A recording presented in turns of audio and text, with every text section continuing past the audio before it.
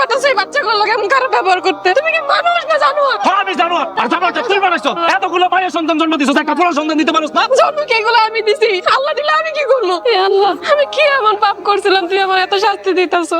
আম্মা, আপনার পোলা তো ইদানিং একটু বেশি খারাপ ব্যবহার করতেছে। আপনার পোলার একটু বুঝান। আমার লগে তো খারাপ ব্যবহার করে, লগে আমার এই ছোট ছোট মায়েগুলোর লগে অনেক খারাপ ব্যবহার করে। আমার পোলারে কি বোঝাবো? কয়েকটা বছর হয়েছে এই সংসারে আইছো, খালি মাইয়া মাইয়া মাইয়া পয়দা করতেছো। আমি কি ইচ্ছা করে মায়া পয়দা করতেছি? সবই তো আল্লাহর ইচ্ছা। তোমার পেটে যেটা আছে এটা যেন পোলাও।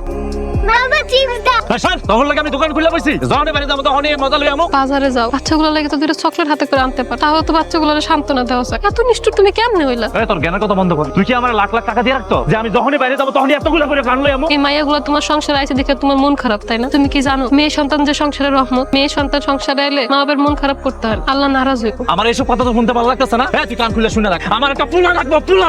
পোলা সন্তানের লেগে তোমার মাথা নষ্ট হয়ে গেছে, বিবেক জ্ঞান তুমি সব হারায় ফেলাইছো।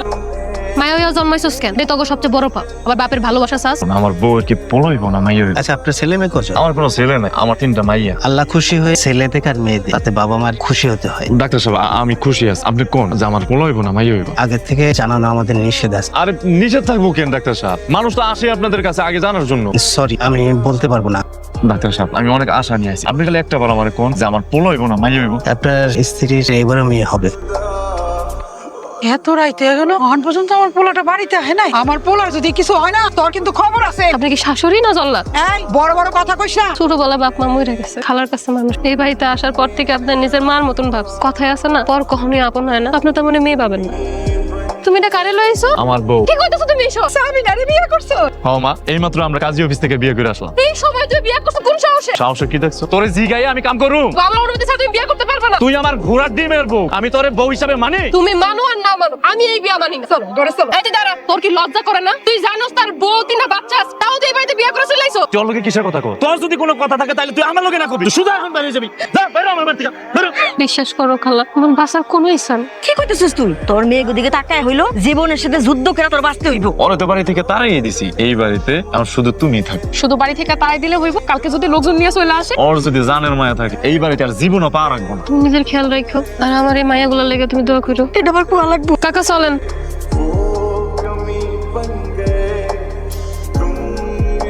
কি করছিলেন আপনি? তুই কাটা? হ্যাঁ বাবা তুমি? বাবা। তোর বাবা কাটা? তুমি আমাকে চিনতে পারছো না? আমি তোমার মেয়ে জুলি। জুলি আমার মাইয়া? হ্যাঁ আমার মাইয়া জুলি তুই? তোমার এই অবস্থা কেন বাবা? আমি তো পাগল হয়ে গেছি রে মা। রাস্তায় লোকজন আমারে খালি মারে, জানে জানে লাইট থাক। আমি তোর মারে আর তোরে কত কষ্ট দিছি, বাড়ি থেকে ঘর ধাক্কা দিয়ে বাইরে করে দিছি। আমার কিচ্ছু নাই, একটা গাল লাগিয়ে রে বিশ্বাস করে বাড়িতে জায়গা দিছিলাম। আমার সব কিছু লেখা হয়ে গেছে, কিচ্ছু নাই, আমার কিচ্ছু নাই। তুমি আমার সাথে চলো বাবা। ওই যাবো তোর লগে। চল বাবা, আমার সাথে চলো। এটাই আমাদের বাসা। সব পাগল টাগল বাড়ির ভিতরে নিয়ে আসছস কেন? উনি আমার বাবা। এই লোকটারে তুই এখানে নিয়ে আসছস কেন? বাবা এখন খুব অসহায়, তার জীবনে অনেক বড় একটা দুর্ঘটনা ঘটে গেছে। তুমি নিজে তাকায় দেখো না বাবার কি একটা অবস্থা হয়েছে। সবকিছুই তার পাপের শাস্তি। আমার সাথে তোদের সাথে পশুর মতন আচরণ করছে। তার বাড়িতে আমাদের জায়গা হয় নাই, ঘাট ধাক্কা দিয়ে আম করে বাইর করে দিছে। এই লোকটারে কেন আমার বাড়িতে আনছো? চলে যেতে বল এখনই। বাবা কোথায় যাবে? তার তো যাওয়ার মতো কোনো জায়গা নেই। জানো মা, আমি যখন রেস্টুরেন্ট থেকে বের হচ্ছিলাম আমি দেখলাম বাবা রাস্তার মধ্যে পাগলামি করছে। একটুর জন্য বাবা গাড়ির নিচে পড়ে। কি গফুর সাহেব, মনে পড়ে সেই দিনগুলোর কথা? প্রত্যেকটা দিন আমার উপর, আমার এই মেয়েগুলোর উপর পশুর মতন আচরণ করছে। বাপ যে কি বস্তু হয়, বাপের আদর ভালোবাসা যে কি হয়, আমার মেয়েগুলো জানে না। আজকে সেই মায়ে আপনার জীবন বাঁচাইছে। কোথায় গেল আপনার সেই ক্ষমতা? আল্লাহ কিন্তু ছাড় দেয়, ছেড়ে দেন। এই লোকটার চেহারা দেখতে আমার ঘৃণা লাগে। তানিয়া তুমি আমার খবর ফিরে দাও, আমি অনেক বড় অন্যায় করছি। আমি তোমার কাছে কত কান্নাকাটি করছি, অনুরোধ করছি যে আমগুলো এগুলো কইরো না। তুমি পশুর মতন আচরণ করছো। আমগুলো যে মানুষগুলোর লেগে বাইক করে দিছিলা, আজকে কই সেই মানুষগুলা? এই ছোট ছোট মাইয়াগুলো নিয়ে আমি ঢাকা আসছি। অনেক কষ্ট করে আমি গার্মেন্টসে চাকরি করছি। গার্মেন্টসের মালিকটা ভালো ছিল, তার কোনো মেয়ে ছিল, সে আমার নিজের মায়ের জায়গায় রাখছে, আমার সাহায্য করছে। তার সাহায্যতে আজকে আমার টাকা পয়সা বাড়ি গাড়ি সব হয়েছে। আমার ফুলি তুলি ছোট মায়াটা এদের টিচার আসছে, উপরে পড়তেছে। আমি জানি আমি ক্ষমার অযোগ্য।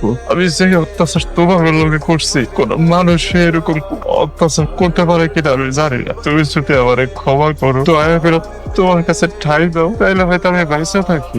আর যদি আমার দয়া করে থাকতে না দাও, আমারও ঘাড় ধাক্কাতে বাইর করে দাও, আমি আর আমার এই জীবন রাখুন না। মা, বাবা তো তার ভুল বুঝতে পেরেছে, তুমি প্লিজ তাকে আর দূরে সরিয়ে দিও না। ছোটবেলা থেকে আমরা আমাদের বাবার আদর থেকে বঞ্চিত হয়েছি, আমরা একেবারে আমাদের বাবাকে আর হারাতে চাই না। তুই আগে এই লোকটাকে সেলুনে নিয়ে যা, পাগল থেকে মানুষ বানাই নিয়ে।